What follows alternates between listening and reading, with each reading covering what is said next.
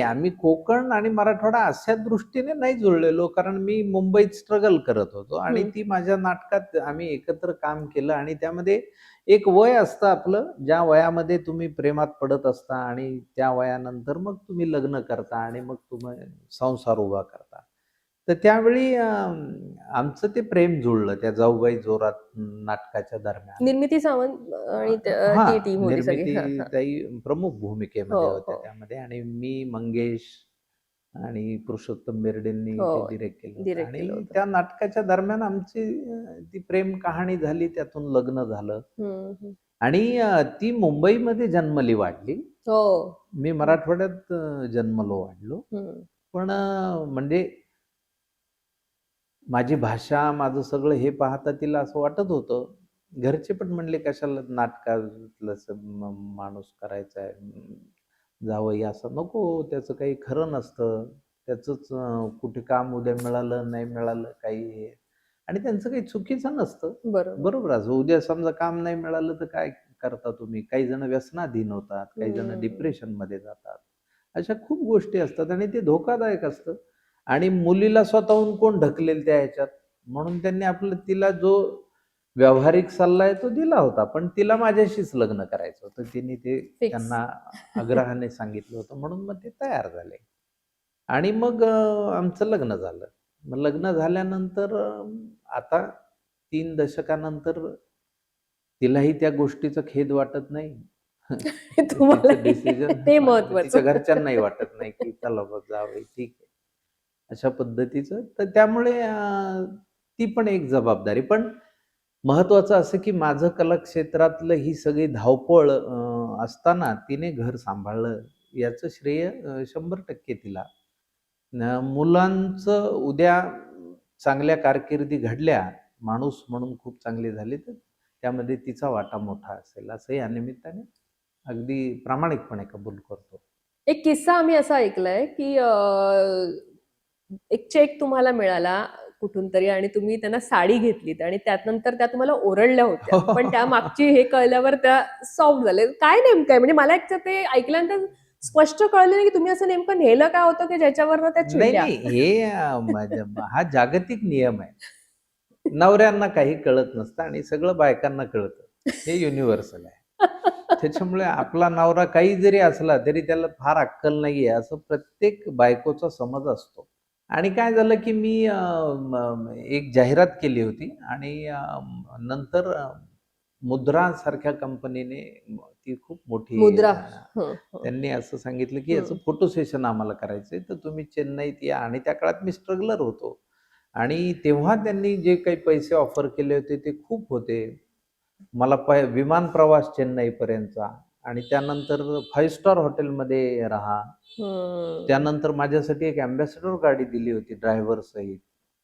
तर हे मला फार धक्कादायक किंवा न झेपणारं होतं. पण मी तिथे गेलो चेन्नईमध्ये आणि तिथले ते साउथ इंडियन एक फोटोग्राफर होते त्यांच्या स्टुडिओमध्ये ते आणि मग ते सगळं झालं फोटोशूट तर ते पाऊण तासातच संपलं. हं. तर त्यांनी सहज चौकशी केली म्हणले, "तुम्ही काय करता वगैरे?" मी म्हणलं, "मी थिएटर करतो, रिजनल असा ॲक्टर आहे." "किती पैसे घेतले यासाठी?" मी सांगितले, "एवढे-एवढे दिले." ते म्हणले, "तुम्ही खूप कमी पैसे घेतले. हो. तुमचं खूप चांगलं काम आहे. तुम्ही जास्त एवढे पैसे घ्यायला पाहिजेत." तेव्हा मला अरे बापरे! म्हणलं, "थँक सर," असं तसं. मग ते बोलून मग आता दिवसभर काय करायचं? तर मग त्या अँबॅसेडरमध्ये त्या ड्रायव्हरला म्हणलं, की "आपण जरा हिंडू, मला दाखवा." मग ते चेन्नईत हिंडताना मला एक साडीचं म्हणलं चांगलं साडीचं दुकान. हं. मग त्या एका पॉश दुकानाजवळ त्याने नेऊन 2 मजल्यांचं साड्यांचं दुकान. त्यातली एक साडी मी निवडून आपलं बायकोसाठी घेतली हं. आणि चांगली अशी आणि मग ती घेऊन आलो तर मग घरी आलो तर मग बायको म्हणली, "हॅ, काय साडी आणलीस रे? साडीतलं काही एक तर कळत नाही तुला, हे नाही, ते नाही." असं. मी तिच्यासाठी एकदा कधीतरी दागिने आणले होते, त्यालाही ती ओरडली. मग मी म्हटलं, की आपल्याला त्यातलं काहीच कळत कळत नाही, हे नाही. एकदा अंडरलाईन केलं, की मग आता मग तिलाच जबाबदारी घ्यायला लागली. हं. मी म्हणलं, "नाही तर मी खरेदी करीन हां जाऊन." ती म्हणते, "थांब, थांब." मग मी तर ते पण ते जगातलं सत्य आहे. कोणाचीही बायको असली तरी ती नवऱ्याला म्हणतेच, तुला काही फार त्यातलं कळत नाही. ते ठीक आहे. मला आता नाम फाउंडेशन विषयी जाणून घ्यायला आवडेल, कारण नाना आणि तुम्ही जे काम करताय त्यातनं लातूर जिल्ह्याविषयी मी खूप ऐकलंय की तिथे कशा पद्धतीनं सुधारणा झाली आणि कशा पद्धतीनं आता तिथली गावं हिरवीगार झाली आहेत. मला हे जाणून घ्यायला आवडेल की आजही बऱ्याच ठिकाणी, बऱ्याच गावांमध्ये जेव्हा आपण पाहतो बातम्यांच्या माध्यमातून की लोकांना खूप दूर-दूरून पाणी आणावं लागतंय.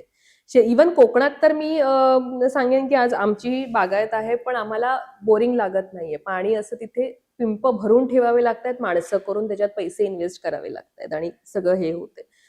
तर नाम फाउंडेशन जे काम करतंय सध्याचं, मला त्याची एक एक अपडेट तुमच्याकडनं घ्यायला आवडेल. काय झालंय की बघ आता तू शहरातली आहेस, मुंबई शहरात राहतेस, पत्रकार आहेस. बऱ्याच लोकांना नामचं कितपत काम आहे हे माहीतच नाहीये. आता 10 वर्ष पूर्ण झाली आम्हाला. बरेच जण विचारतात, तुमचं चालू आहे का, तुमचं इतकं? तर ते मराठवाड्यापुरतं मर्यादित काम नाहीये. गेली 10 वर्ष आम्ही चांदा ते बांदा असं महाराष्ट्रात काम केलेलं आहे पाण्याचं. यामध्ये तू तळ कोकणातलं विचारशील, तळ कोकणात केलेलं आहे. म्हणजे नाटळ असेल, राजापूरची कोदवली नदी असेल, तिथपासून तुमची गौतमी असेल, वसिष्ठी नदी असेल, काळ नदी असेल, रायगडापासून हे कोकणामध्ये आम्ही केले. पश्चिम महाराष्ट्रात आम्ही माण, खटाव, जत, आटपाडी, कोल्हापूर, सांगली, सातारा, तू म्हणशील ती नावं घे. तर आम्ही चांदा ते बांदा असं काम केलेलं आहे. मराठवाड्यामध्ये केलंय, खानदेशामध्ये केलंय, विदर्भामध्ये केलेलं आहे. गडचिरोलीमध्येही आपलं काम आहे. या 10 वर्षामध्ये आपण 2187 वॉटर बॉडीजवर काम केलं, ज्यातून आपण 17 TMC पाणीसाठा उपलब्ध करून दिलेला आहे. आता 17 TMC पाणी म्हणजे किती? तर खडकवासला धरण तू बघितलं असशील तर 1.7 TMC आहे. असं आपण 17 TMC महाराष्ट्रभरात पाणी, आणि या वर्षीचं आपलं टार्गेट आहे 1500 गावांचं, आणि त्याच्याही पेक्षा जास्त आपण करू. मागच्या वर्षी आपलं टार्गेट होतं 1000 गावांचं, आपण 1065 गावं केली. आता यामध्ये गेल्या वर्षीपासून महाराष्ट्र शासन, टाटा मोटर्स आणि नाम फाउंडेशन यांच्या समन्वयाने हे काम होतं. आता फक्त महाराष्ट्रापुरतंच नामचं काम मर्यादित नाहीये. जम्मू काश्मीरमध्ये आहे, उत्तर प्रदेशमध्ये आहे, लेह लडाखमध्ये आहे, आंध्र प्रदेशमध्ये आहे, केरळामध्ये आहे. तर आपण सर्वच ठिकाणी काम करतो आहोत. तर ती एक लोक चळवळ म्हणून आता मोठी प्रस्थापित झालेली आहे. याचं श्रेय म्हणशील तर आदरणीय नाना पाटेकरांचं आहे. त्यांनी नाम फाउंडेशनची स्थापना केली. मी त्याचा एक छोटा अंशतः भाग आहे, याचा मला खूप मनापासून आनंद आहे. आणि गेली 10 वर्ष आपलं काही ना काही खारीचा वाटा आपण तो उचलतोय, याचा एक मनस्वी आनंद आहे. आणि त्याचं दशक पूर्ती झालेली आहे. 10 वर्ष, हे 11वं वर्ष आमचं चालू आहे. फक्त त्याचा गाजावाजा खूप सारा केलेला नाही. जी संवेदनशील माणसं आहेत, ज्यांना त्या जाणीवा आहेत, त्यांनी ते काम जाणावं, बघावं, त्यात सहभागी व्हावं. कारण लोकांनी लोकांसाठी उभी केलेली माणुसकीची ती चळवळ आहे. ती अव्याहतपणे चालू राहावी. आज आम्ही आहोत, उद्या आमच्या नंतर कोणीतरी तिथे यावं, त्यांनी स्ट्रॉंग काम करावं, आणि ही चळवळ अविरतपणे चालू राहावी, असं आम्ही मानतो. जाता जाता एक रियालिटी चेक मी तुमच्याकडनं घेणार आहे. पुरस्कारांमध्ये वन लाईन आन्सर हवे. पुरस्कारांमध्ये खरोखर पारदर्शकता असते का? काही मध्ये असते, काही मध्ये नसते, असं माझं मत आहे. PR शिवाय आज स्टार होणं शक्य आहे का? तुम्ही खूप चांगले कलावंत असाल, तुमच्या कलेवर तुमची श्रद्धा असेल, तर मग तुम्हाला या गोष्टीची तशी गरज नाही. कारण मी इतकी वर्ष झाली माझं PR नाही, 3 दशक पूर्ण झाली. आम्ही अजूनही डायरेक्ट कॉल करतो. म्हणजे हे उदाहरण आहे.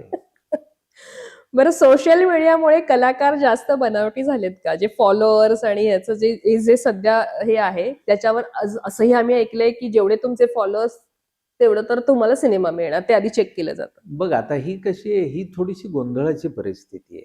या जागतिकीकरणाने आपल्याला जी ती वावटळ, आमच्या गावाकडे म्हणतात वावटळ आहे, हम्म. तर ती वावटळ आहे आता.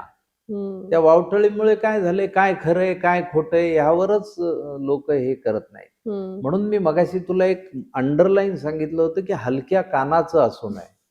तुम्ही बघितल्याशिवाय, अनुभवल्याशिवाय, आता बघ सोशल मीडियावर कुणाच्याही मृत्यूची बातमी आली का अरे बापरे, लगेच RIP असं टाकून मोकळे होणारी मूर्ख जमात आहेच आहे की. आणि काही समंजस लोक आहेत जी ती बातमी व्हेरीफाय करतात, Verify अरे करतात. यांचं झालंय का, खरंच निधन झालंय का. आता किती जिवंत लोकांना श्रद्धांजल्या वाहून झाल्या. आणि मुळात असं आहे की तुम्हाला तशा पद्धतीनं समजा 5 लाख फॉलोअर आहेत, तर 5 लाख लोक थिएटरला आले का हे पण तुम्ही क्रॉस चेक करायला पाहिजे ना. बरोबर. तुम्ही त्यांना घ्यायला हरकत नसते. माझे 1 मिलियन फॉलोअर आहेत.